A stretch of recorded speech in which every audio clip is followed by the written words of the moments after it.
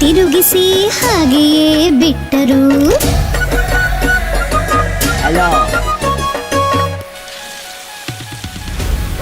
Hello Lalaji, ಏನೋ ಶಬ್ದ ಬರುತ್ತಿದೆ.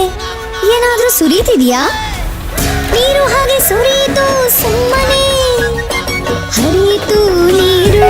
ಖಾಲಿ ನೀರಿನ ತೊಟ್ಟಿ, ಉಳಿಯಲಿಲ್ಲ ಒಂದು ಚೂರು